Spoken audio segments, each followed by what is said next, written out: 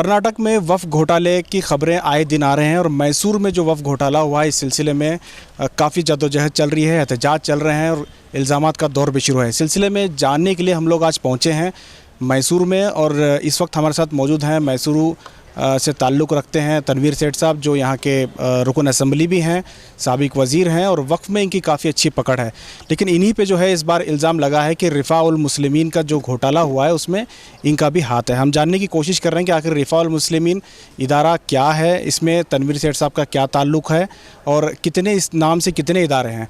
तनवीर सेठ साहब, आपका इस्तकबाल है। सबसे पहले हम जानना चाहेंगे कि रिफ़ा उल मुस्लिमीन की बुनियाद कब पड़ी और रिफ़ा उल मुस्लिमीन और आपका जो इदारा है जिसके आप सदर हैं मजलिस रिफ़ा उल मुस्लिमीन, इन दोनों में क्या फ़र्क है और कैसे फ़र्क पहचानना चाहिए? ये मजलिस रिफ़ा उल मुस्लिमीन एक तारीख़ी इदारा है जिसकी बुनियाद साल 1907 में, जिसे 114 साल पूरे हुए हैं, शुरू हुई थी और उसके प्रोसीडिंग्स आज भी हमारे इदारे में मौजूद हैं।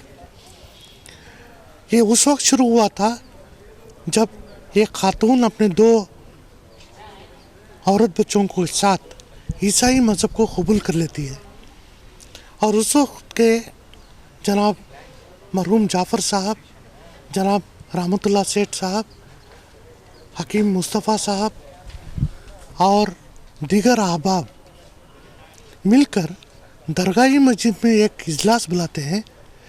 उसमें इकट्ठा हुए समझो 900 या 1000 रुपये, जिससे एक यतीम खाने की बुनियाद डाली जाती है। कौन से ईस्वी में? 1907 वहाँ से ये इदारा चलता आ रहा है। रियासत में वक्फ बोर्ड 1960 पर 3 में आने के बाद फर्स्ट सर्वे 1965 में हुआ, तो उस सर्वे के दौरान ये औकाफ में दर्ज हुआ।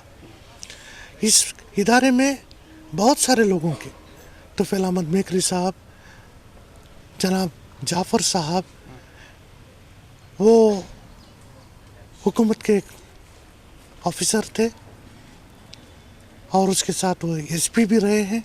कितने इदारे इसके चलते हैं? इसके ज़र निगरानी में एक यतीम खाना निस्वा, जो लड़कियों का यतीम खाना है, और यतीम खाना मर्दाना यतीम खाना एक है। अब इसे और आगे बढ़ाकर हमारे ज़रे जायदाद के डेवलपमेंट के बाद उसके काफ़ी कॉम्प्लेक्सेस बने हैं, किराएदार हैं, और इससे हटकर अब जो मौजूदा कमेटी है इसने ये तय किया कि शहर मैसूर में तालीमी बेदारगी ज़ोरों से बढ़ रही है और हमारे बच्चों को रिहाइश के इंतज़ाम कम हो रहे हैं, तो इसलिए एक गर्ल्स हॉस्टल और एक बॉयज़ हॉस्टल, ये दोनों का बुनियाद 2017 में डाला गया और वो काम चल रहा है और इंशाल्लाह आइंदा तालीमी साल में इसे मुकम्मल कर है ना बच्चों को भी रिहाइश का मौका दिया। ये तो इसके आप सदर कितने सालों से हैं? मैं गुज़िश्ता 14 साल से है ना इस इदारे का सदर हूँ। मुख्तलिफ़ कमेटी बदलती आ रही है। इसके बाइलास के तहत इलेक्शंस भी हुए हैं और मौजूदा मेरे साथ ये कमेटी है, क्योंकि तो अच्छा, ये तो हो गया मजलिस रिफ़ा उल मुस्लिमीन। अब हमें ये बताइए कि रिफ़ा उल मुस्लिमीन एजुकेशनल ट्रस्ट जो इस वक्त मुतनाज़ा है, ये कैसा इदारा है, इससे क्या ताल्लुक़ है? ये बात ऐसी हुई कि 1961 में मजलिस रिफ़ा उल मुस्लिमीन जब भी ज़िंदा थी तो हमारी जगह में एक छोटी झोपड़ी की शक्ल में जो एक कमरा रहा, वहाँ पे स्कूल शुरू की गई। जब जाकर रिफ़ा उल मुस्लिमीन एजुकेशन सोसाइटी के नाम से उस वक्त के लोगों ने, मुसलमानों ने ये काम शुरू किया। आगे बढ़ते बढ़ते ये चीज़ ट्रस्ट में तब्दीली 1965 में हुई, 1985 में हुई। तो जब तक ये सोसाइटी में थी, कभी भी रिफ़ा उल मुस्लिमीन एजुकेशन सोसाइटी या रिफ़ा उल मुस्लिमीन एजुकेशन ट्रस्ट वक्फ नहीं रहा है, बल्कि वक्फ के किराएदार के हैसियत से शुरू से है। अगर ऐसा है तो इसमें वक्फ बोर्ड की तरफ से एडमिनिस्ट्रेटर क्यों बिठाया गया था पिछले दिनों? नहीं, तो मैसूर का जो कदीम ईदगाह है, ईदगाह इसके साथ जुड़ा हुआ है। ईदगाह हमारा इदारा है, 11 एकड़ का जगह, ये मैसूर का कदीम ईदगाह है। हर ईद की नमाज में 50 से 60 हज़ार लोग नमाज पढ़ते हैं। तो इस इदारे के आते में लगभग 72,000 स्क्वायर फीट जगह रिफाल मुस्लिमीन एजुकेशन ट्रस्ट को बतौर लीज दिया गया था। तो इस लिहाज से ईदगाह इदारे में जब ये पता चला कि इस ज़मीन को है ना बैंक में सुकून रखा गया है, तो इस लिहाज से बोर्ड ने एडमिनिस्ट्रेटर डाला और जगह को बचाने की कोशिश की। अच्छा सर, तो रिफाउल मुस्लिमीन एजुकेशन ट्रस्ट से आपका दूर दूर तक ताल्लुक़ नहीं है? बिल्कुल नहीं है। अनवर मानपड़ी का एक इल्ज़ाम है कि भले ही आप उसके चेयरमैन नहीं हैं, लेकिन आप गवर्निंग काउंसिल मेंबर थे उसके। नहीं, ये 1991 में पीयू कॉलेज के गवर्निंग काउंसिल का मेंबर बनाया गया था। मैंने सिर्फ एक मीटिंग के बाद उसका इस्तीफ़ा दे दिया, क्योंकि जब मैंने वहाँ के हिसाब किताब पूछा तो मुझे तसल्ली बख्श जवाब नहीं मिलने की वजह से, वो बहुत लंबा अरसा है। तो उसके बाद से मेरे वालिद वहाँ के सदर रहे। वो वालिद के वफ़ात के बाद दूर दूर तक मेरा उस इदारे के साथ कहीं भी मतलब जब आपके वालिद जिंदा थे उसी वक्त आप उसके गवर्निंग काउंसिल के मेंबर बने थे, जब उस वक्त कोई कंट्रोवर्सी नहीं थी? नहीं, इन्होंने लोन लिया है 2007-8 में, वहाँ से इस इदारे की बदनामी शुरू हुई है। इससे ये बताइए, लोन लेने के बाद आपको कभी इसका इल्म हुआ कि इस तरह से लोन जो है वक्फ की प्रॉपर्टी में रख के लिया गया है? इदारे के किसी भी मामले में मुझे है ना दिलचस्पी नहीं रही। सिर्फ हमारे दिल से ये दुआ निकलती थी कि एक इदारा है, ये तरक्की करे। बैंक के मामलात उस वक्त बाहर आए जब ये पब्लिक नोटिस पे अखबार में आई 2015 में। तो उसमें ईदगाह की ज़मीन थी, तो उसे है ना छुड़ाने का काम हुआ था। 2018 में अंडे चावली का है ना हुआ था, जो 2015 में नहीं था। तो वो अभी है ना फिर अक्टूबर 31 तारीख को जो नोटिस आई, उसमें देखने के बाद ये मामला और बिगड़ता गया। ताज मोहम्मद खान का जो बयान आया एक अखबार में, उनका कहना है कि तनवीर सेठ साहब चाहे तो कोर्ट्स में बचा सकते थे, और उसके अलावा जो है ये ज़मीन जब रखी गई थी उस वक्त वक्फ नहीं थी, बाद में इसे कराया गया। ये सब क्या आपका बयान, उनका बयान तो आपने पढ़ा ही होगा, इस पर क्या रिएक्शन है आपका? देखिए, ये अल्लाह बेहतर जानता है कि कौन किसको गुमराह कर रहा है। मेरा फ़र्ज़ था कि औक़ाफ़ के साथ मैं जुड़कर हूँ और मैं एक रुकन हूँ। मेरा फ़र्ज़ बोर्ड के ज़िम्मेदारों को इस बात का इत्तला देना था। पहली इत्तला कब दिया आपने? 4 नवंबर 2020 को मेरे हाथ में जब मेरे दस्तावेज़ आए तो मैं उसको बोर्ड को भेजा। लेकिन आपको तो 2015 में ही पता चल गया था? नहीं, 2015 में मैं उस वक्त भी बोर्ड का मेंबर था। तो उस वक्त हमने उनके ईदगाह की ज़मीन जो बैंक में थी उसको छुड़ा लिए। अच्छा, वो अलग मामला है? वो अलग मामला है, उसको छुड़ाए। 99 साल का लीज कैंसिल हुआ, उनको खाली करने की नोटिस भी दी है। उस मामले को लेकर ये कोर्ट पे गए हैं। तो ये मामला अलग है। अभी वो लटका हुआ है मामला। जी, तो ये अंडे शावली का मामला जो है ये 2002 से चलता था। तो ये बैंक में लोन लिए हैं 2008 में। तो एक तरफ ये नहीं रखे बोल रहे हैं, दूसरी तरफ बैंक ज़बरदस्ती करने पर इनको साइन करने पे मजबूर किया गया, ये बात भी कह रहे। और गुमराह करने की बात किया है। मैं समझता हूँ मैं गुमराह नहीं कर रहा हूँ। अगर ये कर रहे हैं तो ये तौबा कर ले, आज भी वक्त है, इनकी गलती को मान ले। इसका मानने के साथ दुरुस्त करना है तो अल्लाह से तौबा कर कर सही कर ले। साहब, आप वफ़ के वज़ीर भी रहे हैं और इस वक्त आप वफ़ बोर्ड के मेंबर भी हैं, स्टेट मेंबर हैं। तो अभी ये जो मामला हुआ है, मेरे ख्याल से कल ही शायद मीटिंग भी हुई है इस सिलसिले में, तो बोर्ड की तरफ से क्या एक्शन लिया जा रहा है? आप बोर्ड को क्या सजेशंस दिए हैं? देखिए, मामला मीटिंग जैसे शुरू हुई, क्योंकि 19 नवंबर की मीटिंग थी, तो उस दिन पूरे सब्जेक्ट नहीं होने की वजह से मुत्तफ़िक़ कर ना कल मीटिंग रखी गई थी। जब मीटिंग शुरू हुई तो सबका यही एक ही आवाज़ थी कि रिफाल मुस्लिमीन एजुकेशन ट्रस्ट का मामला डिस्कस करें। तो थोड़े ये मेंबर्स भी ये बात उठाए कि रिफाइल मुस्लिम मजलिस रिफाइल मुस्लिम का भी मामला इसमें लाया जाए। तो क्योंकि मैं मजलिस रिफाइल मुस्लिम के सदर होने के नाते मैं मीटिंग से बाहर रहा। जबकि मजलिस का तो मजलिस रिफाल मुस्लिम का कोई जिक्र होना ही नहीं चाहिए, क्योंकि कोई मामला ही नहीं है उसका। नहीं अनवर रिफाल मुस्लिमीन का मामला है, मजलिस रिफाल मुस्लिमीन का क्या मामला है? नहीं, ये देखो रिफाल मुस्लिमीन एजुकेशन ट्रस्ट का मामले को अनवर मारपड़ी ने मस्जिद रिफाल मुस्लिमीन के साथ जोड़ दिया, तो इस मामले को भी वहाँ पे है ना डिस्कशन में करना पड़ा। तो मीटिंग में पूरी बहस हुई है। उन्होंने ये फैसला लिया है कि स्टे नहीं होने के बिना पर ईदगाह की ज़मीन को खाली करने का काम जारी रखें, बैंक को लीगल नोटिस सर्व करें और बैंक में क्या क्या डॉक्यूमेंट्स इन्होंने बतौर गिरवी रखा है उन तमाम डॉक्यूमेंट्स को लें। साथ में औकाफ की ज़मीन जितनी है इसे बचाने की पूरी कोशिश बोर्ड से किस तरीके से करना है उसके ऊपर भी डिस्कशन हुआ है।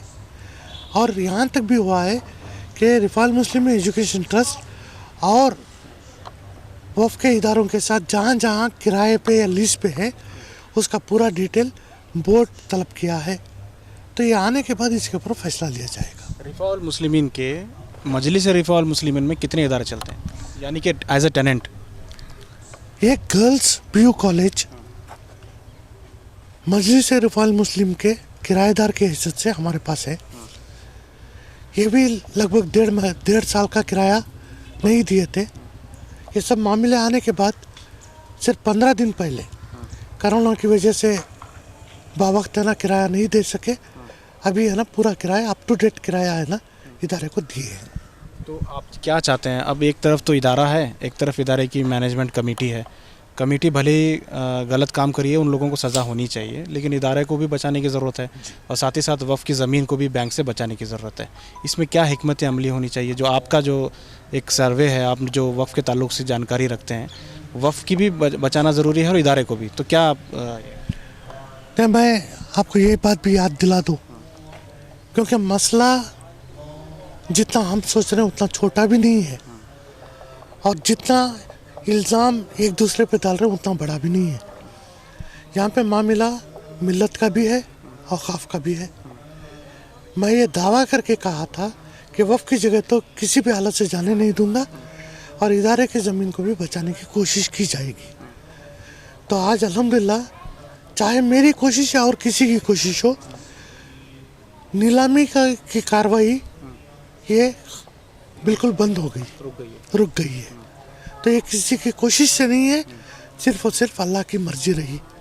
तो अभी हमारे सामने वक्त है, तो इदारा भी हमारे सामने आए, हमारे पास आकर ये बताएं कि लोन किस लिए लिया गया था, कहाँ खर्च किया है और उनकी मजबूरी क्या रही है, ये भी हम समझे।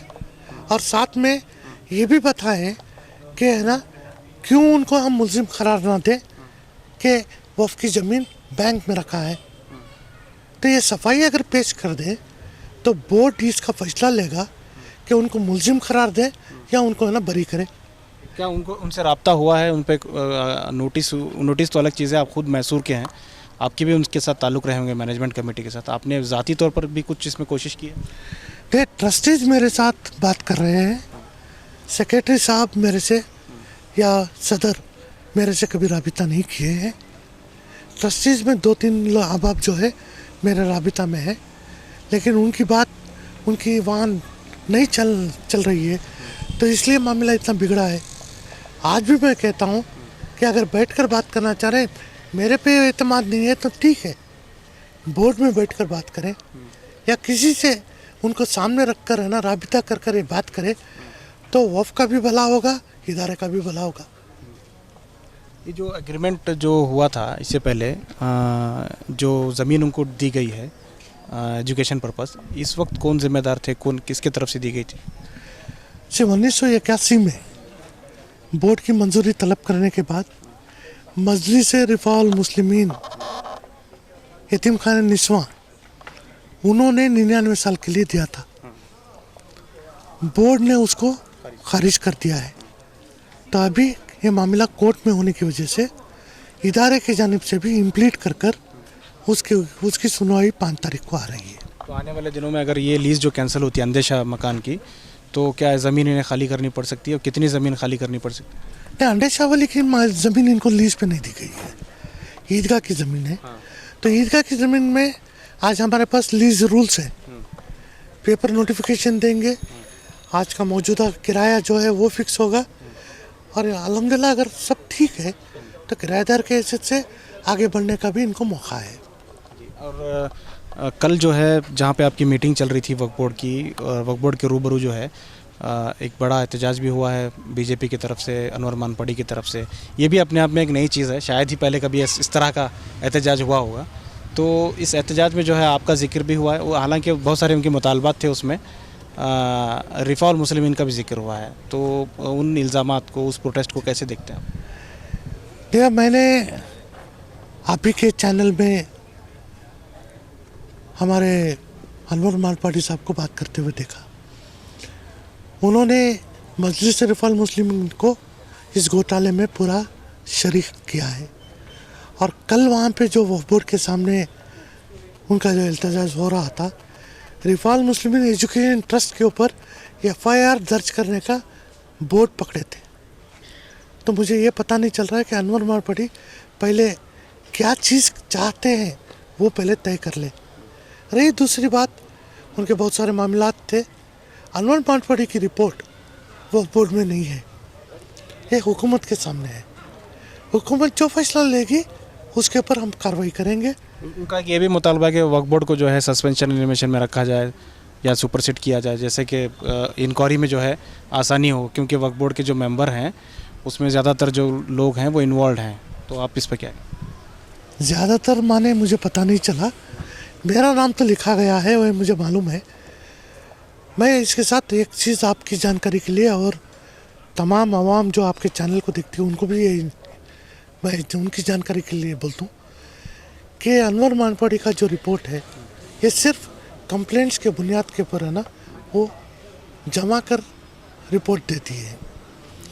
इसकी जांच करने के लिए लोकायुक्ता को 2012 में उस वक्त की हुकूमत वज़ीर आला सदानंद गौड़ा ने दी थी। लोकायुक्ता 20 वॉल्यूम की रिपोर्ट हुकूमत कर्नाटक को दी है। हुकूमत ये बताएं कि ये सच है या गलत है। अगर सच है तो इस मामले को पब्लिक डोमेन में क्यों नहीं लाया? जब लोकायुक्ता ने जांच, तो उनकी रिपोर्ट पब्लिक डोमेन में है। देखिए, ये मामला 2012 में आया, लोकायुक्ता को दिया गया था, है ना? तो प्रॉपर्टी ऑफ द गवर्नमेंट 2012 से ही है। तो ये लोकायुक्त को देने के बाद इसका रिपोर्ट जब आया, इसमें कौन सही कौन गलत है ये सामने तो लाए। आपकी भी हुकूमत थी, आपने क्यों इसे टेबल नहीं किया? मेरे तो है ना लेटर्स बाकायदा तुम्हारे सामने है। मैंने ये मांग किया, सिर्फ मैं नहीं, जिन किसी का भी नाम इस रिपोर्ट में रखा गया है, हम सब इस बात को है ना कहा कि हिट एंड रन होना नहीं चाहिए, इसे है ना पब्लिक डोमेन में लाए और हुकूमत है इसे है ना इंक्वायरी करवाए। उसके बाद 2015 में हमारी हुकूमत आने के बाद ये रिपोर्ट को है ना नामंजूर कर दिया। इस मामले को लेकर कोर्ट में गए। जब ये मामला कोर्ट को गया तो मैं इस हुकूमत में उस हुकूमत में वज़ीर बन कर आया। मेरे सामने ये मामला नहीं था क्योंकि ये कोर्ट में था। तो जिस वक्त मैंने ये बात कहा था कि आप अपने रिकॉर्ड्स को भी देख लें, मैं ये बात कहा था कि मुझे मुलजिम करार देना कोई मुझे दुख नहीं लाया, लेकिन औकाफ के मामले में इतना बड़ा रिपोर्ट आया है, उसमें सच है झूठ है ये मैं बात नहीं कहना चाहता, लेकिन एक मुसलमान होने के नाते मुझ पे ये फ़र्ज़ है कि सच्चाई को आवाम तक लाएं। आज भी वही बात के ऊपर मैं अटल हूँ। CBI को भी जाती है तो भी आपके लिए, मतलब आप इसके लिए खुश हैं? देखिए, जांच किसी भी तरीके से होनी चाहिए। ये ऐसा है कि सिर्फ इल्ज़ाम डालकर है ना इसका मजाक नहीं उड़ाना चाहिए। इसे सच का सच इसके सामने आ गया, आवाम के सामने आ गया, तो जो सच है उसको रिहा करे, जो सपड़ा है उसके ऊपर क्या सज़ा देते वो दे। ये तो हकीकत है कि वक्त में तो घोटाले हुए हैं, भले अभी नहीं, काफ़ी सालों से। इसे तो मानना पड़ेगा, कहीं ना कहीं है, भले उसमें आप नहीं हो कोई और ना हो, लेकिन घोटाले तो हैं, इसे तो मानना पड़ेगा। देखिए, मैं इसमें साफ इनकार भी नहीं करता और इसे मानता भी नहीं। ये अल्लाह की इमलाक है, अल्लाह को जवाब देना है। इस नीयत के साथ जो कोई औक़ाफ़ के साथ जुड़कर काम कर रहा है, उनको बेहतर ये चीज़ मालूम है कि उनसे क्या गलती हो रही है और क्या सही हो रहा है। तो इस लिहाज को है ना, हर शख्स अपने गिरेबान में झांक कर ये देखना चाहिए, क्या मैं जो कर रहा हूँ या अल्लाह के रजामंदी के लिए कर रहा हूँ या मैं गलत कर रहा हूँ। ये अगर उनके दिलों में ये सच्चाई आ जाए तो वफ़ के साथ कोई ये ईमानदारी छोड़कर ना इसके साथ है ना बेईमानी के साथ कोई नहीं चलेगा। बहुत बहुत शुक्रिया। ये थे तनवीर सेठ साहब। इनका कहना है कि सिर्फ इल्ज़ाम लगाना काफ़ी नहीं है, उस इल्ज़ाम को साबित करने की ज़रूरत है। अगर रिपोर्ट बनी है तो उस पर कार्रवाई होनी चाहिए। और इन्होंने ये भी साफ़ किया है कि रिफ़ाउल मुस्लिमीन और मजलिस रिफ़ाउल मुस्लिमीन का कोई ताल्लुक़ नहीं है। अगर ताल्लुक़ भी है तो वो सिर्फ एक किराएदार की हैसियत से ताल्लुक़ है रिफ़ाउल मुस्लिमीन एजुकेशन ट्रस्ट का, उसके अलावा इनका कोई ताल्लुक़ नहीं है। और जिस तरह से रिफ़ाउल मुस्लिमीन एजुकेशनल ट्रस्ट के जानिब से जो भी धांधलियाँ हुई हैं, इस ताल्लुक़ से तनवीर सेठ ने पहले भी खतूत लिखे हैं वक्फ बोर्ड को, इस पर कार्रवाई करने की कोशिश की है। और उसके अलावा अभी जब नोटिस चिस्पा हुई थी उसके बाद जो है इन्होंने वक्फ बोर्ड को इसकी जानकारी भी दी, नोटिस भी दी, और उसके बाद वक्फ बोर्ड भी एक्टिव हुआ। उस पर कार्रवाई करने के लिए उन्होंने भी पहल की, सीईओ की तरफ से भी नोटिस गई। और फिलहाल जो है ये ऑक्शन रुक गया है। अब भी टाइम है, इनका कहना है कि अभी वक्त है, इस इदारे को बचाने की ज़रूरत है और वक्फ की ज़मीन को बचाना भी बहुत ज़रूरी है। कैमरा पर्सन समीर के साथ शाहिद काजी, मैसूरू।